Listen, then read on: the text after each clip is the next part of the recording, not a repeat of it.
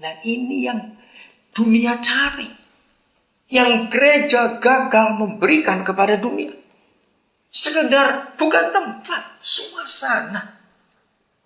Oke, saya lanjutkan. Pernahkah saudara berpikir begini? Apa yang menyebabkan seorang bayi itu tahu bahwa dua orang itu adalah ayah ibunya? Pernah mikir nggak? Ayo mikir. Kok bisa tahu? Padahal nggak diberitahu. Ini papa, ini mama, itu mak, itu engkong, itu om, itu tante, itu tetangga. Perlu diajarin begitu bayi-bayi? Loh, perlu tidak? Tidak. Kenapa mereka bisa tahu ini papa mama? Apa dia baik? Sehari-hari kasih sayang? Bukan, ada satu kata yang sederhana sekali. Dan filosofi ini diterima oleh semua manusia di dunia. Yang menyebabkan seorang bayi tahu bahwa dua orang itu adalah ayah ibunya. Itu namanya penerimaan, acceptance. Diterima. Nah, memuridkan itu harus bisa menerima orang itu apa adanya. Ayatnya Roma 15 ayat 7. Dunia terluka ketika gereja memilih orang dengan baunya. Ngerti kata itu? Wah, kalau baumu enak, oke lah aku terima. Udah baumu. Simpel sekali. Udah, Roma 15 ayat 7. Sebab itu apa? Terimalah siapa? Satu dengan yang lain. Dengan standar Kristus menerima kita untuk kemuliaan Bapa. Terima, acceptance. Nah, anak-anak itu tahu karena diterima. Maka itu kenapa banyak orang tua adopsi. Anak itu betul-betul bisa sayang papa mamanya. Padahal bukan kandung. Karena diterima dari kecil. Nggak ditolak. Kalau saudara belajar psikologi akan tahu. 90% penyebab masyarakat atau sebab komunitas itu terluka. Karena ditolak. Bisa ditolak oleh RT RW. Ditolak oleh orang tua. Ditolak oleh tetangga. Ditolak oleh lingkungan. Misalnya. Orang ditolak itu sakit. Saudara. Betul nggak? Merasa nggak berarti.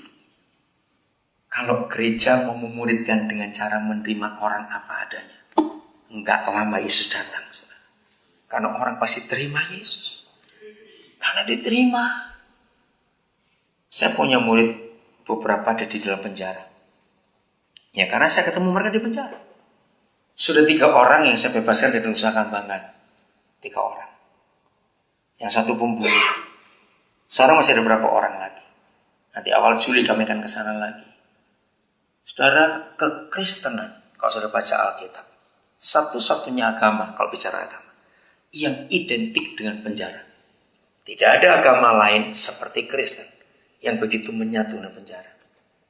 Maka itu kata-kata dipakai adalah penebusan, pengampunan, pembebasan. Luar biasa, itu semua hubungan dengan penjara. Dan sebagian besar saudara kita, baik perjanjian lama maupun perjanjian baru, hidupnya juga di penjara. Bicara soal tahanan, betul pembebasan. Aduh, itu semua kata-kata penjara. Bahkan klimaksnya. Kalau saya lihat hukum di Indonesia, gerasi. Betul? Walaupun vonis mati, warga negara tetap punya satu kesempatan terakhir. Mohon gerasi pada presiden. Oh, kalau saya ingat itu saya akan terhapus sekali. Sekarang 2 orang dari hukuman mati sudah jadi hukuman seumur hidup, dan satu sudah turun jadi tahanan 2 tahun, 20 tahun, pindah ke Semarang. Saya lagi urus mereka di departemen kehakiman. Nama saya sudah dikenal. Bahasa ini pendeta yang paling sering membebaskan orang. Karena hukum di Indonesia berkata kalau 2/3 hukuman dijalani dan orangnya baik, supaya penjaranya cepat kosong, maka keluarga punya hak untuk membuat PB, pembebasan bersyarat. Nah ini banyak gak dikerjakan. Karena keluarga seringkali malu, saudara. Nah saya ini yang sering dipanggil. Kalau sudah ada yang dapat PB, saya dipanggil, saya akan cek. Saya sering bayar mereka. Karena kan dihitung nanti pembayaran. Ini keluarga seringkali gak mampu juga untuk bayar lagi. Sekian juta. Saudara, mereka cuma butuh penerimaan. Enggak apa-apa. Cuma diterima saja.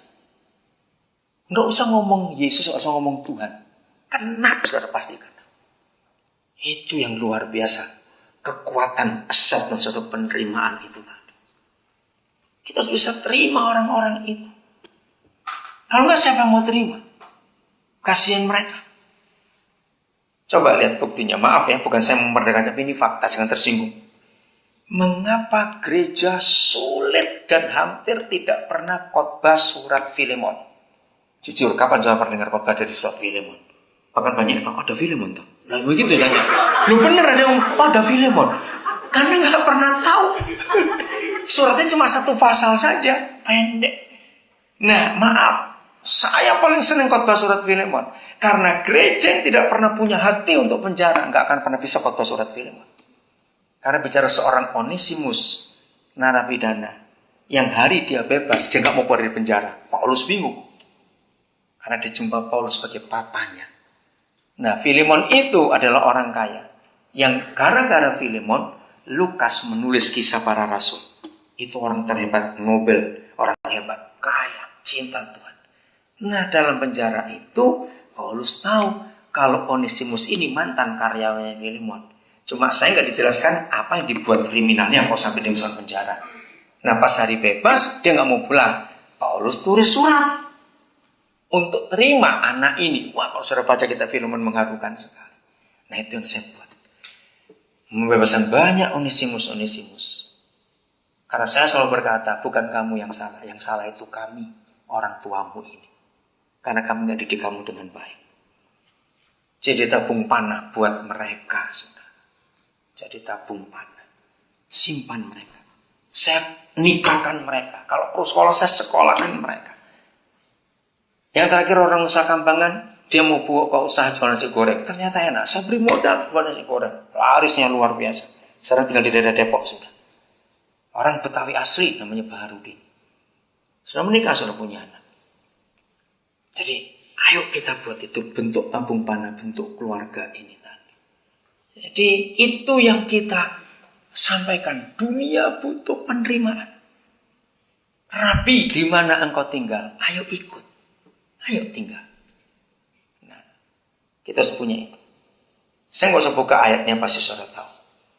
Mengapa Paulus dengan Petrus di perjanjian baru begitu banyak menuliskan beri tumpangan. Pernah baca nggak ayat itu? Dan itu serius. Saya melakukan itu sampai hari ini, memuridkan orang. Saya buat itu. Memberi tumpangan itu bisa di dua tempat. Salah satu bisa dua-dua. Tuhan percayakan saya dua-dua. Contohnya, kalau saudara masih rumah kontrak, apalagi masih tinggal di taman mertua indah, kan tidak bisa bebas. Jangan pernah takut, karena ada rumah kedua yang saudara pun. Itulah rumah hati. Renungkan kata ini. Salah satu anak saya namanya Ronald Pangemanan mengubah lagu Rumah Hati gara-gara saya khotbah ini. Rumah jasmani kita itu kapasitas terbatas. Mau tipe berapa? Kalau tipe 21 nggak bisa nampung orang 15. Tidur berdiri nanti itu. Kalau rumah RSSS juga begitu. Tapi rumah hati kita ini unlimited. Coba renungkan. Saudara bisa terima di rumah hati 1 juta orang? Bisa. Nggak terbatas. 4 juta? Bisa. Itu luar biasa. Jadi kalau saudara belum punya rumah jasmani yang besar, rumah hati kita siapkan untuk menampung orang itu. Masukkan di hati kita. Kita rawat mereka, kita urus mereka. Jadi pemuridan gak cuma belajar Alkitab, tidak. Gak cuma ngisi-ngisi soal, tidak. Tapi betul-betul tinggal dalam satu tabung panah. Gak harus bentuk rumah. Saya cuma cerita ini saudara secara jasmani, tentu percayakan kami. Tentu percayakan saya itu bisa beli rumah di beberapa kota di Indonesia. Kalau gak beli ya kontrak. Terus Tuhan tambahkan. Kenapa? Karena Tuhan tahu pelayanan saya. Saya suka memberi tumpangan pada orang. Saya suka sekali. Pokoknya Tuhan cukupkan. Makin banyak saya nampung orang, Papa makin percayakan saya banyak rumah. Itu sungguh-sungguh luar biasa, saudara. Anugerah Tuhan. Saya pakai jasa bank, pakai KPR, nggak apa-apa. Terus, yang terakhir saya beli rumah di Sorong. Di Gorontalo ada, Manado ada, di Makassar ada. Saya lagi di kota mana lagi banyak. Kalimantan. Dan orang tahu. Banyak orang-orang di penjara nggak bisa pulang ke rumah. Ayo pulang ke rumah.